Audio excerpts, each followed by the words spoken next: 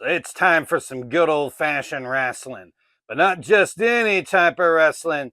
We're talking about wrestling in the Old West. That's right, it's time for Rowdy Partners!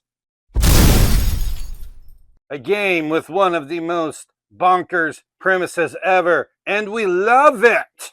This is a trick-taking game where a pair of wrestlers will take on another pair and deal damage to them by winning tricks. We got a little bit of lore here about it. In the sun-baked dust of Dusty Gulch, where shadows stretch long and strange, disagreements find resolution not with the six-shooter, but with the rowdy ring. Here, common sense yields to the thrill of a wrestling match, proving that in this corner of the Wild West, might makes right, one suplex at a time. Old West people dressed up like luchadors. That's what you're ready for here in Rowdy Partners. Were they willing to take on any varmint that comes on there? Speaking of that, that looks like some varmint over there. Gotta get the varmint! Ah! Ah! Ah! Oh, we're gonna get a varmint. Oh, that wasn't a varmint. That was my cat. And I think she won. So let's go ahead and get into the game here. It's a trick-taking game, something like spades or rook. If you're not familiar with that, you can look those up. I'm not going to go too much into trick-taking games here. The instructions on here explain trick-taking games really well. I'm just going to show you more how this one functions, and we're going to start with just looking at the deck. We have 4 suits, which are tombstones, hats, horseshoes, and stars, better known as green, blue, red, yellow. These go from 1 to 8. There is no trump suit in Rowdy Partners. However, there are some wilds. There are wilds just going from 3 to 6. Not a full suit of wilds, just an additional 4 cards. So one of the things that is a little different with Rowdy Partners is that the lowest card wins the trick. And the reason that the lowest card wins the trick is built into what is going on with the game. We'll take a look at one of the player boards here for Dynamite. Yes, this is a wrestling horse, but the opponent deals damage to them based off of the card that they won with. So low cards, it's very easy to win with a 1. You would just deal 1 damage winning with a 1. You could win with an 8 and like knock them way down to there, but that's hard to win with an 8. And what you're trying to do is just eliminate one of the 2 wrestlers on the other team. Now, before I go into the player boards and go into the rowdy factors here, the other thing we're going to talk about is going to be the variable turn order that we have going on here. You'll see the rowdy ring here, which comes with these little pieces here. You got 6 fighters here for the just for the regular game there. Additionally, you have headliners and managers, but this comes into play in the 3 and 2 player versions of the game. So we'll get into those later. In the standard 4 player, you're going to be just using the regular player boards there. But let's go ahead and we'll get 2 teams together. Let's say we have Dynamite and Lawman together as a team.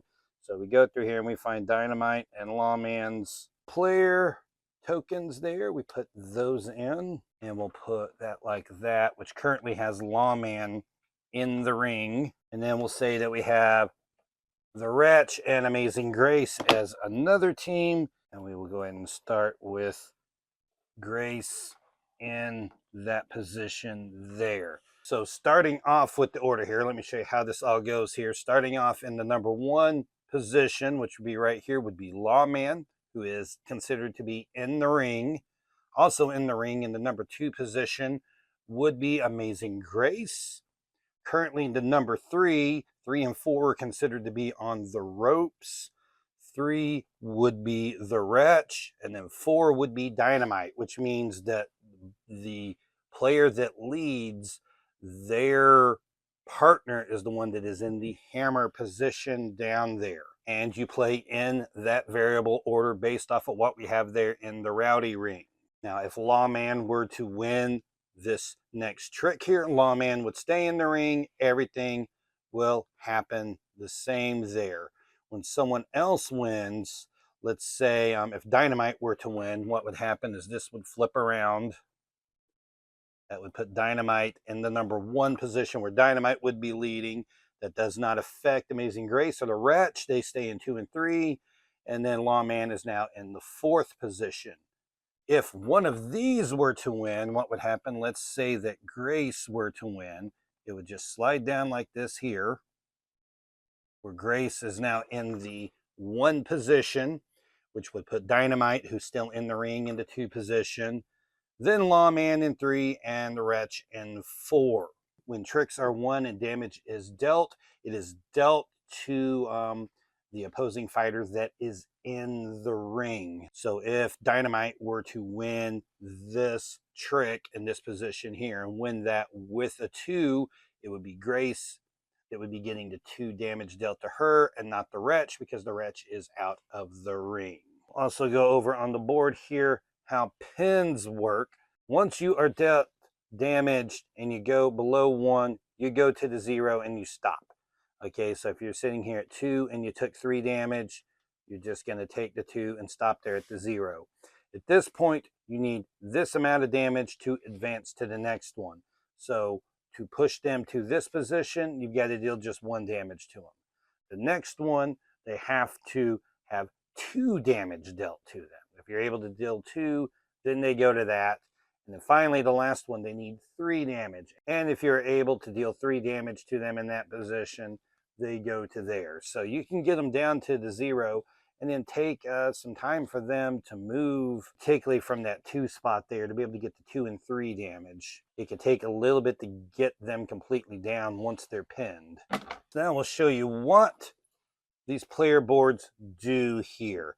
The player boards are going to connect to each other. What you'll have to do, basically partners will sit next to each other. So you have Grace sitting next to the Wretch. And if you wanted to connect them in this order here, you would flip Grace over, or she would lock into the Wretch, and it would be like that. Health trackers put there, and then you would have the pop track. Okay, so what is going on with the pop track? You can advance up the pop track, and the way that happens is some of the cards will have these little arrows on them. 6 and 7s will have a single arrow, 8s will have 2 arrows. And you'll see that happens on every suit, including the Wilds, where the 6 does have a pop arrow on it. Whenever you play a card that has a pop arrow on it, you advance your pop track, and you will advance up that many positions. So if either of them were to play like one card that had 1 pop on it, they would move up 1. If they played one that had 2, they would do 2. You'll notice that some of these, and these will vary and be different for each of the different fighters here. You see that the pop track for Lawman and Dynamite looks very different there. So it also means that as you mix up different fighters together, that these will change. Also, changing the sides that they connect to each other also alters that pop track a little bit. So there's a lot of different ways that the pop track can be different on this. But as you pass one of these, you will end up getting one of the tokens. So let me show you what all the different tokens are. First of all, you're going to have these damage tokens. Now, tokens are generally all played when you play your card, except for the teamwork token, which we'll get into here in a minute. Damage tokens just increase the amount of damage that that card will do if it wins. So if you were to put a 2 down there and put a damage token on it, that card would be dealing 3 damage if it wins the trick. You can play multiple tokens at once. So if you save up a bunch of damage tokens and drop them all at once, you end up getting quite a bit of damage done to them. You'll see some of them here, like Matt Greaves has this one. It's going to be these tokens here. You notice this token on one side of it, it's going to show +1. On the other side, it's going to show -1. And that is just altering the value of that card. If you have a 2 and you put a +1 on it, it becomes a 3. If it's a 2 and you put the -1 on it, you get to choose which side you're doing, whether it be a plus or a minus.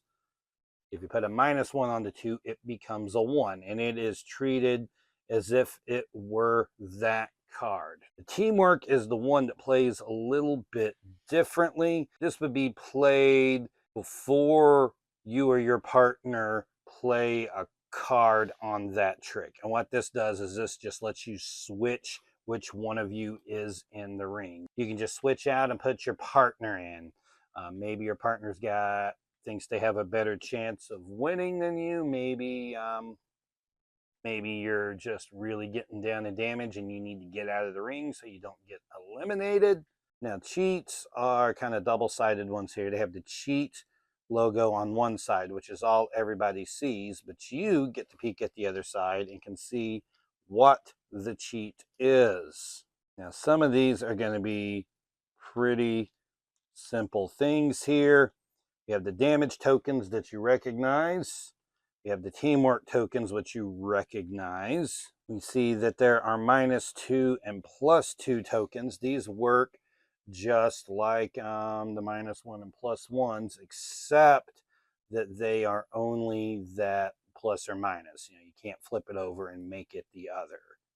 Additionally, you have 4 that are in here, and these change the suit of your card. You can play the card, play this down there, and that changes the suit. So these can be really powerful, but you're just not sure exactly what you are going to get with the cheats because they could be anything.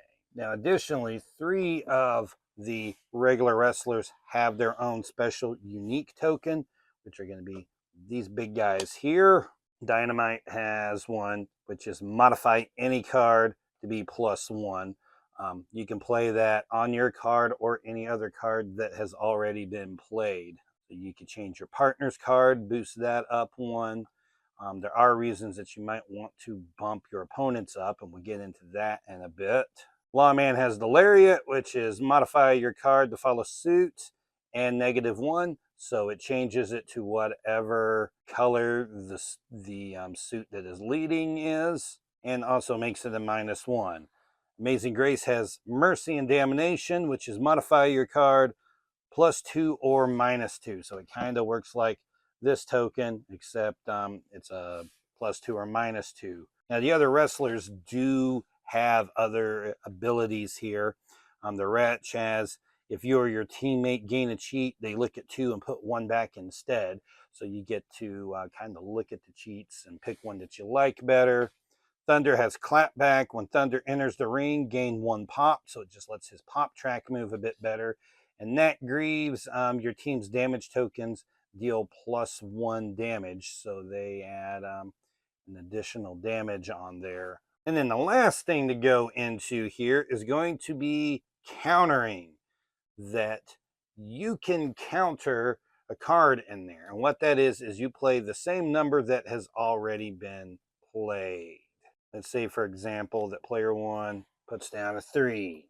Player 2 plays the 2. Player 3 plays this 8 there. They don't have anything else they can do. They just want to advance the pop track. And now it's time for player 4. Well, the 4th player here doesn't have any green in hand, which means they can play any color that they want out of their hand, and they just so happen to have the red 2. Well, they can play the red 2, and now something crazy happens here.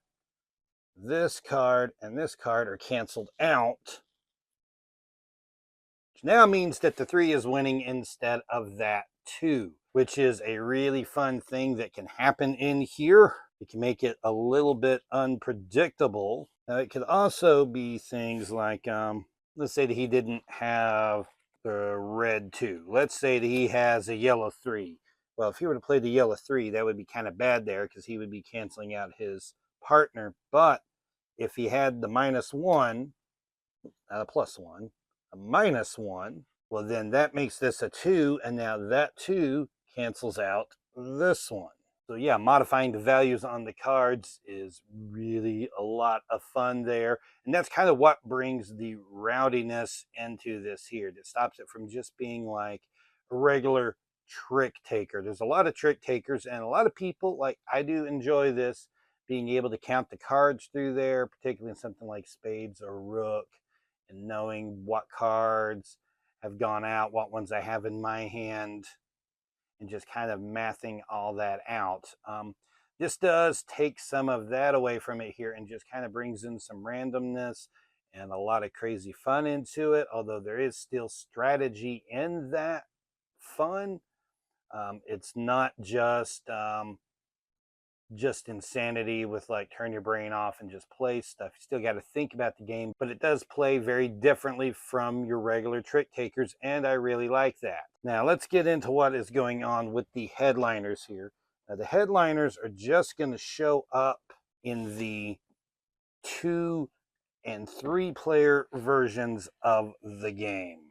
In a 2-player game, both players that are in it will take 1 headliner and 1 manager. And in a 3-player game, 2 of the players will be partners and the other player will have a headliner and a manager. Grisabelle, Whistle Stop, and Big Money. We have the managers of Jack Dandy, Coach, and Bean Counter. And you can see that each of these are made to go with one particular headliner here, but you can mix them up. You do not have to leave them together. Let's say we're going with Grisabelle and Jack Dandy. They would just go together like that. Has 20 health instead of 10. And it has pop tracker just like everyone else. And they have abilities. Both the headliner and the manager will both have an ability on there. But the way this will work is that you'll end up having a unique little thing set up here. And we're going to go put it right here. It's going to be this little design right there. And so what they will have is they will have a regular set of 8 cards. These will also be cards that are in their hand. The ones that are flipped up is the one that they currently have. Now, that gives them at the beginning here a 9 card hand where one of those cards can be seen by the opponent. And so the opponents can play around with that. So whenever this card is played, the next ones on that next row are revealed. And now we see that the headliner has 2 and 6 in hand there.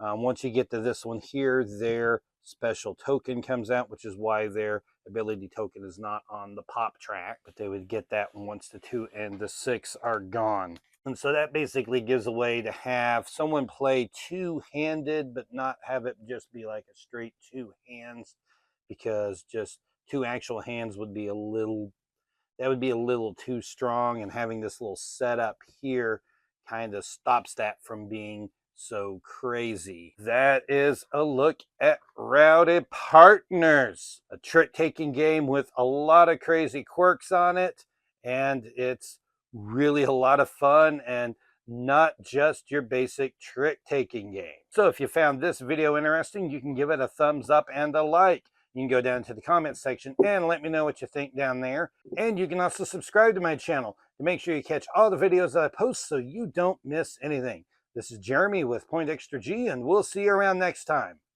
Wait, what's that?